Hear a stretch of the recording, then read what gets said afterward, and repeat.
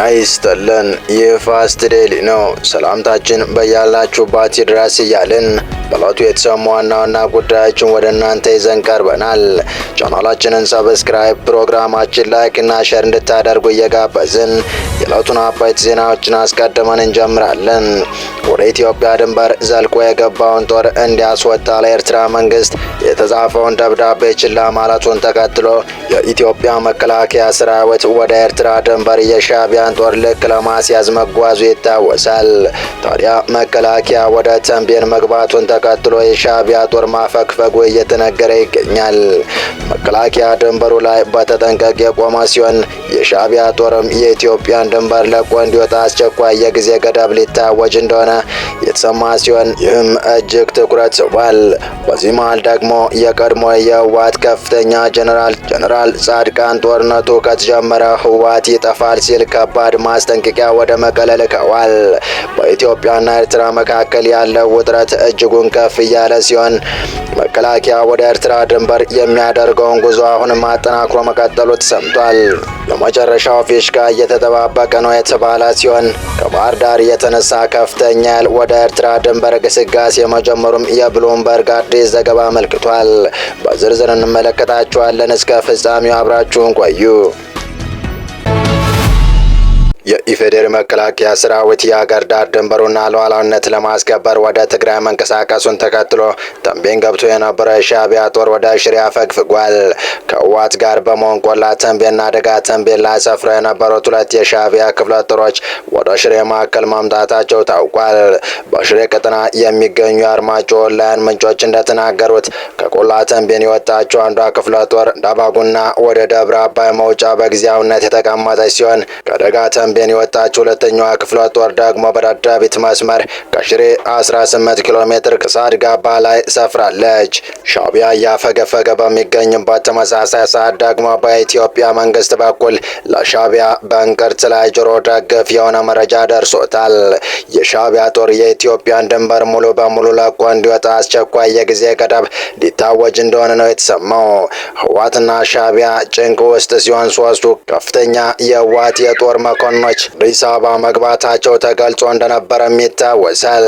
ሶስት ከፍተኛ የህወሓት የጦር አዋጊዎች አሁን ላይ በትግራይ ክልል ካለው ወቅታዊ ውጥረት ጋር በተያያዘ መሳተፍ ባለመፈለጋቸው አዲስ አበባ መግባታቸው መነገሩ የክልሉ ውጥረት አባብሶታል። ወደ አዲስ አበባ የገቡት ከፍተኛ መኮንኖች ጀነራል ጎሽ ገብረ፣ ጀነራል ከበረ ፍቃዱና ኮሎኔል ንጉስ ወይም ወለጋ መሆናቸው ተገልጿል። መኮንኖቹ አዲስ አበባ ለመግባት የወሰኑት በአሁኑ ወቅት በአካባቢው እየታየ ባለው ወታደራዊ ውጥረት ውስጥ ዳግም መሳተፍን ባለመምረጣቸው እንደሆነ ተነግሯል። ይህ እርምጃ በትግራይ ከፍተኛ የጦር አመራሮች ዘንድ ያለውን ወቅታዊ አቋም የሚያሳይ መሆኑ ተመላክቷል። በህወሓት አመራሮች ዘንድ ከፍተኛ የሆነ መከፋፈል እንዳለ የሚታወቅ ሲሆን ከሰሞኑም አርቢ 45 አልዋጋም በማለት መበተኑ ተዘግቦ እንደነበር ይታወሳል።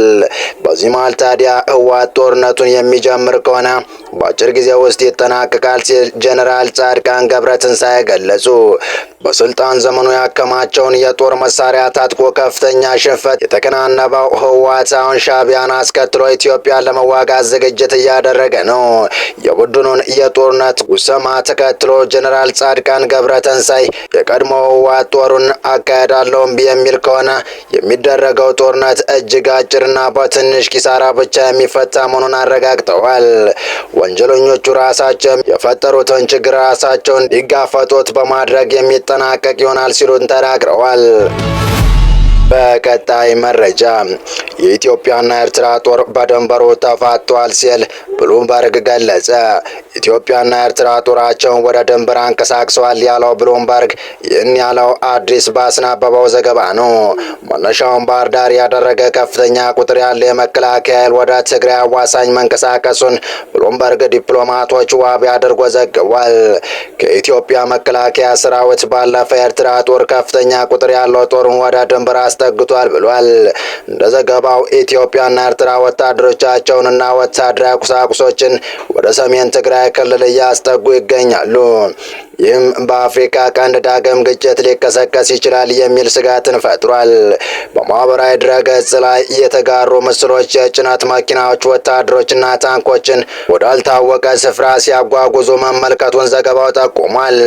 ባለፉት ጥቂት ቀናት ውስጥ ከፍተኛ ቁጥር ያለው መከላከያ ሰራዊት በባህር ዳር በኩል ወደ ትግራይ አቅጣጫ ሲንቀሳቀስ ተሰብተዋል ያለው ይህ ዘገባ ሁለቱም ሀገራት በድንበር አካባቢዎች በተጠንቀቅ ላይ ይገኛሉ ሲል አመልክቷል። በኢትዮጵያና ኤርትራ መሃል ጦርነት የመቀስቀስ ዕድሉ ከዕለት ወደ ዕለት እየሰፋ መሆኑን የገለጸው ዘገባው ተከታታይ ማስጠንቀቂያዎች በመስጠት ላይ መሆኑን ገልጿል። በኤርትራና በኢትዮጵያ ልዩ ትኩረት የሚሰጡት በኦስሎ ዩኒቨርሲቲ የሰላምና ግጭት ጥናት ፕሮፌሰር የሆኑት ጂቲል ትሮምቦል ትልቅ ጦርነት እያንዣበበ ነው፣ ለመፈንዳትም ተቃርቧል ሲሉ ስጋታቸውን ገልጸዋል።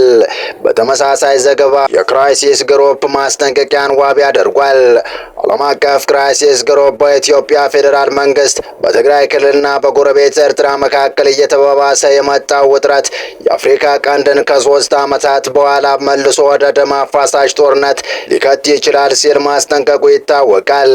ተቋሙ ባወጣው መግለጫ የተለያዩ ምንጮች ጦርነቱ ሊያፈነዱት እንደሚችሉ ያስጠነቀቀ ሲሆን ወደ ጦርነት ዘው ብሎ ለመግባት ቀላል ቢሆንም ጦርነቱን ለማስቆም ግን በጣም ከባድ ይሆናል ብለዋል። ብሉን የጠቅላይ ሚኒስትር አብይ አህመድ ቃል አቀባይን አስተያየት ለማካተት ያደረጉት ጥረት አልተሳካም ብለዋል።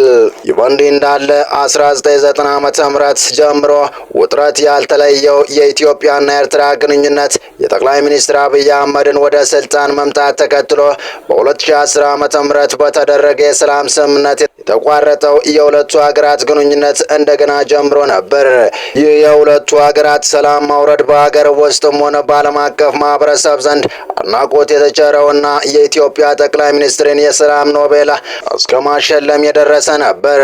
ይሁንና የሁለቱ ሀገራት ሰላማዊ ግንኙነት የዘለቀው ለጥቂት ዓመታት ብቻ ሲሆን ከቅርብ ጊዜ ወዲህ ደግሞ ሀገራቱ አንዳቸው በአንዳቸው ላይ ጣት መጠቋቆም ጀምረዋል። አለመግባባቱም እየተካረረ መጥቶ የጦር ኃይሎቻቸውን ወደ ድንበር ማንቀሳቀሳቸውን ተከታታይ ዘገባዎች እያመለከቱ ሲሆን ዓለም አቀፍ የስጋት ድምጾችም በመስተጋባት ላይ ይገኛሉ። በመጨረሻም የአሰብ ወደብን በተመለከተ ከኤርትራ ጋር ሚስጥራዊ ስምምነት አድርጋለች የተባለችው ሳውዲ አረቢያ አሁን ደግሞ ፊቷን ወደ ሶማሊያ በማዞር ከሶማሊያ ጋር አዲስ የወደብ ስምምነት አድርጋለች። ሶማሊያ ቀደም ሲል ከተባበሩት አረብ ኤሚሬትስ ጋር ወደብ ለማልማት ስምምነት የነበራት ሲሆን ሆኖም ሳውዲና የተባበሩት አረብ ኤሚሬትስ ከገቡበት የፖለቲካ ሰጣ ገባ ጋር በተያያዘ ሶማሊያ የሳውዲን ምክር በመስማት የተባበሩት አረብ ኤሚሬትስ ከግዛቷ ነቅላ እንድትወጣ አድርጋለች። በዚህ ዓለም የሳውዲ ወዳጅ የሆነችው ኳታር ልትገባ የተደረገች ሲሆን በትናንትናው ዕለት ደግሞ ሳውዲና ሶማሊያ የወደብ ስምምነት ያደረጉ መሆኑ የዴሊ ሶማሊያ ዘገባ አመልክቷል። ሶማሊያ ሞቃዲሾ፣ ቦሳሶ የሚባሉና ሌሎች አነስተኛ ወደቦች ያሏት ሀገር ናት። በዚሁ ስምምነት መሰረትም ሳውዲ የሶማሊያ ወደቦችን መሰረተ ልማቶች በማልማት ለዓለም አቀፍ ንግድ ምቹ የሚሆንባት ሁኔታ እንዲኖር ታደርጋለችም ተብሏል። ከተወሰኑ ጊዜያት ወዲህ አንዳንድ ሀገራት በአፍሪካው ቀንድ ባሉ ወደቦች ላይ እንቅስቃሴ የማድረግ ሁኔታዎች እየታዩ ነው። ሳውዲ በሶማሊያ ወደቦች፣ የተባበሩት በሶማሊላንዱ የበርበራ ወደብ፣ እንደዚሁም ግብጽ ደግሞ በጅቡቲ ወደቦች ላይ እንቅስቃሴዎችን እያደረጉ ነው። የኤርትራ ሀሳብና ምጽዋ ወደቦች ላይ ግልጽ አይደሉም። ሀሳብን በተመለከተ ኤርትራና ሳውዲ የጋራ ልማት ስምምነት አድርጓል ቢባልም እስካሁን ባለው ሁኔታ እንቅስቃሴ ስለመኖሩ ግን የታወቀ ነገር የለም። ይህ በእንዲህ እንዳለ በባላንጣነት የሚታዩት የመካከለኛው ምስራቅ ኃይሎች የገቡበት ጂኦፖለቲካዊ ፉክክር በአፍሪካ ቀንድ ፖለቲካዊ፣ ዲፕሎማሲያዊና ወታደራዊ ለውጦች እንዲታዩ ምክንያት ሆኗል እየተባለ ነው። በዚህ መሃል የተገኙት የቀንዱ ሀገራት በበኩላቸው የእነዚህ ኃይሎች ሽኩቻና ተያያዥ ለውጦችን እንዴት እንደሚያስተናግዱት በማጤን ላይ ናቸው። በሳዑዲ አረቢያና በተባበሩት አረብ ኤሚሬት መካከል የቀጠለው ውጥረት እንደ ኢትዮጵያ፣ ሶማሊያ፣ ሱዳን፣ ኬንያና ጅቡቲ ያሉ ሀገራት አጋጣሚውን ለመጠቀም ወይም ሁኔታው የሚያመጣውን ለውጥ ለማቋቋም እየሞከሩ ነው። እስራኤል ነጻ ሀገርነቷን ላወጀችው ሶማሊላንድ የሰጠችውን ድንገተኛ የሀገርነት እውቅና እንዲሁም በቀጠናው ያላት ተጽዕኖ ያሰፋች የምትገኘው ቱርክ ጉዳይም ሀገራቱ አማራጫቸውን እንዲመለከቱ አድርጓቸዋል። ተመሳሳይ ፍላጎት እንዳላቸው የሚታሰቡት ሳዑዲ አረቢያ፣ ቱርክና ግብጽ አካሄዳቸው ከተባበሩት አረብ ኤሚሬቶችና ከእስራኤል ግቦች ጋር የሚጣረስ ተደርጎ ይቆጠራል። አንዳንድ የአፍሪካ ቀንድ ሀገራት ለየትኛው አካል እንደሚወግኑ በግልጽ አሳይተዋል። ሌሎች ደግሞ ምንም እንኳ ወደ አንዱ ቢያዘነብሉም አካሄዳቸውን ጥንቃቄ የተሞላበት አድርገዋል።